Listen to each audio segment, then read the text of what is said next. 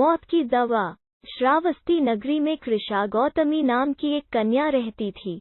गौतमी उसका असली नाम था। काम करते करते वह जल्दी थक जाती थी, अतएव लोग उसे कृषा गौतमी के नाम से पुकारते थे।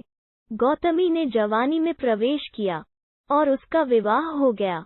गौतमी गरीब घराने की थी, अतएव उसकी ससुराल के लोग उसका यथोचित आदर न करते थे। कुछ समय बाद गौतमी के एक पुत्र हुआ। अब घर में उसका आदर होने लगा, लेकिन होनहार कुछ दूसरा ही था। गौतमी का शिशु जब कुछ बड़ा हुआ और इधर उधर खेलने लायक हुआ तो विधाता ने उसे उठा लिया। गौतमी ने सोचा, पुत्र जन्म से पहले मेरा इस घर में अनादर होता था। पुत्र जन्म के बाद लोग मेरा आदर करने लगे, लेकिन अब ये लोग मेरे प्रिय शिशु को न जाने कहाँ छोड़ देंगे। गौतमी अपने मृत पुत्र को गोद में ले उसके लिए घर घर दवा मांगती फिरने लगी। लोग ताली बजाकर हंसी ठट्ठा करते और कहते, पगली, कहीं मरे हुए की भी दवा होती है। किसी भले आदमी को गौतमी पर बहुत दया आई। उसने सोचा, इसमें इस बेचारी का दोष नहीं, यह पुत्र शोक से पागल हो गई है। इसकी दवा बुद्ध भगवान को छोड़कर और किसी के पास नहीं। उसने कहा, माँ, तुम बुद्ध भगवान के पास जाकर उनसे पूछो।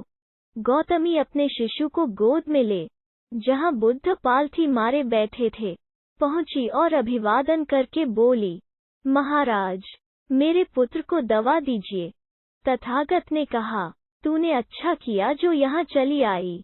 देख, तू इस नगर में से जिस घर में किसी की मौत न हुई हो, सरसों के दाने मांग ला, फिर मैं तुझे दवा दूंगा। भगवान की बात सुनकर गौतमी बहुत प्रसन्न हुई और सरसों के दाने लेने के लिए चल दी। पहले घर में जाकर उसने निवेदन किया, देखिए, बुद्ध भगवान ने मुझे आप लोगों के घर से सरसों मांगकर लाने को कहा है। आप लोग सरसों देने की कृपा करें। गौतमी के ये शब्द सुनकर एक आदमी झट से घर में से सरसों के दाने ले आया और गौतमी को देने लगा। गौतमी ने पूछा, पहले यह बताइए कि इस घर में किसी की मौत तो नहीं हुई? उद्धरण चिन्ह। यह सुनकर घर के लोग आश्चर्य से कहने लगे, गौतमी, यह तू क्या कह रही है? यहाँ कितने आदमी मर चुके हैं, इसका कोई हिसाब है? उद्धरण चिन्ह। गौतमी, तो मैं आपके घर से सरसों न लूंगी। गौतमी दूसरे घर गई, सब जगह उसे वही जवाब मिला। उसने समझा, शायद सारे नगर में यही बात हो। उसे एकदम ध्यान आया कि बुद्ध भगवान ने शायद जानबूझकर ही मुझे सरसों मांगने के लिए भेजा है। वो शीघ्र ही अपने मृत पुत्र को नगर के बाहर शमशान में ले गई।